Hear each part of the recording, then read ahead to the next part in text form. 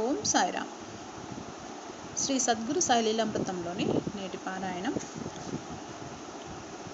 పాము బారి నుండి కప్పను కాపాడుట. ఒకానొక ఉదయం శ్రీ బాబా ఒక గృహస్థుడితో కలిసి ఏటుగట్టు వ్యాహ్యాలికి బయలుదేరాడు.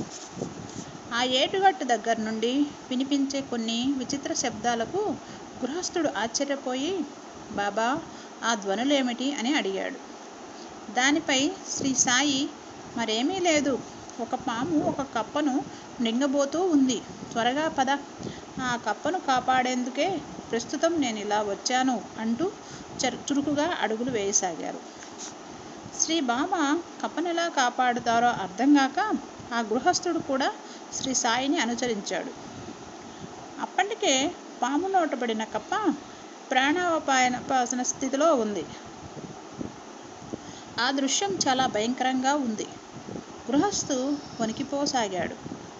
శ్రీ సాయిబాబా మాత్రం చొరవగా ఆ పాము సమీపానికి వెళ్ళి, ఏమయ్యా వీరభద్రప్ప, పాము పుట్టినా నీకు బుద్ధి రాలేదా? ఆ బసప్ప కప్పలాగా పుట్టి పశ్చాత్తాపడుతున్నాడు కదా, ఈ జన్మలో కూడా అతని మీద పగపట్టి చంపడం భావ్యమైన పని కాదు. కక్షలను మరిచిపోయి ఆ కప్పను వదిలిపెట్టి వెళ్ళిపో అని ఒక గదుము గదిమారు. ఆ గద్దింపుకు పాము కప్పను వదిలేసి వెళ్ళిపోయింది. కప్ప శ్రీ బాబా పట్ల కృతజ్ఞతగా చూసి ఏటిలోకి దూకేసింది.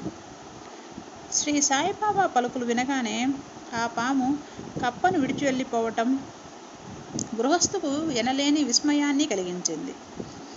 ఉండబట్టలేని అతగాడు, అయ్యా బాబాగారు, ఆ పాముని వీరభద్రప్ప అన్నారేమిటి? అలాగే ఆ కప్పని బసప్ప అన్నారు కదా, అసలేమిటి కప్ప పాముల కథ అని అడిగేశాడు. శ్రీ బాబా చిరునవ్వు నవ్వుతూ ఆ కప్ప పాముల గత జన్మ గాథనిలా వినిపించసాగారు. పూర్వం ఒకప్పుడు మా ఊళ్ళో ఒక శివాలయం ఉండేది. అది శిథిలమైపోయింది. మరమ్మతుల నిమిత్తంగా గ్రామీణులంతా కలిసి కొంత సొమ్మును ప్రోగు చేశారు. ఒక ధనవంతుణ్ణి కోశాధికారిగా ఎన్నుకొని డబ్బులన్నీ వాడి దోసిట్లో పోసి గుడిని బాగు చేయించుకున్నారు ప్రజలు. ఆ శ్రీమంతుడు అసలే పిసినిగొట్టు, వంచకుడు కావడం వలన తూతూ మంత్రంగా ఏవో 1-2 చిన్న చిన్న మరమ్మతులను చేయించి తక్కిన సొమ్మంతా తానే తీసేసుకున్నాడు. ఇదేమయ్యా అంటే మీరిచ్చిన పైకం మొత్తం అయిపోయిందని అబద్ధం చెప్పాడు. అనంతరం ఈశ్వరుడు ఆ శ్రీమంతుడి భార్య కలలో కనిపించి, నా దేవాలయానికి సరి అయిన మరమ్మతులు చేయించు, శిఖరాన్ని కట్టించు, నువ్వు ఖర్చు పెట్టిన దానికి 100 రెట్లు సంపదను కలిగించుతాను అని చెప్పాడు. ఈ స్వప్న విషయాన్ని ఆమె భర్తకు చెప్పింది. వాడసలే నికృష్టుడు కదా, భార్య నగలను తక్కువ ధర కట్టి తనే కొనుక్కొని ఆ సొమ్ముకు బదులుగా డుబ్కి అనే పేదరాలిచే 200 రూపాయలకు కుదవ పెట్టబడిన ఒకానొక పోరంబోకు పొలాన్ని దైవదేయంగా ఏర్పాటు చేశాడు. ఆ పొలం తాకట్టు పెట్టిన డుబ్కి వయోభారంతో త్వరలోనే మృతి చెందింది. ఆ చవిటి పొలాన్ని పూజారి ఆధీనంలో ఉంచి ధర్మకర్తను ఏర్పాటు చేశారు. ఇది జరిగిన స్వల్పకాలంలోనే ఒక పిడుగుపాటుకు వలన ఆ ధనవంతుడి ఇల్లు కూలి భార్యాభర్తలిద్దరూ కూడా ఏకకాలంలోనే మరణించారు. మరుసటి జన్మలో ఆ లోబి మధురా పట్టణంలోని ఒకానొక బ్రాహ్మణ కుటుంబంలో వీరభద్రప్ప అనేవాడిగా పుట్టాడు. అతని భార్య ఇక్కడి శివాలయం పూజారి కూతురు గౌరిగా జన్మించింది.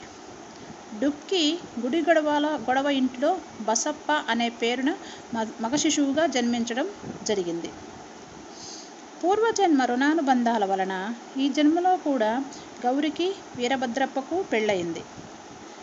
అంతలో ఆకస్మికంగా ధరలు పెరిగిన కారణంగా అలనాడు దైవదేయంగా ఇవ్వబడిన చవిటి పొలం విపరీతమైన ధర పలికింది. దాదాపు 1,00,000 రూపాయలు లభించాయి. ఆ డబ్బు విషయంలో గొడవలు చెలరేగాయి. పూజారికి గౌరి ఏకైక సంతానం కావడం వలన ఆస్తి మొత్తం గౌరికే చెందుతుందని నేనే చెప్పాను. తానా గౌరికి పెనిమిటి గనుక కుటుంబీకుడు అవడం వలన కూడా తనకు కూడా వాటా వస్తుందన్నాడు బసప్ప. ఈ గొడవ చినికి చినికి గాలివానయ్యింది.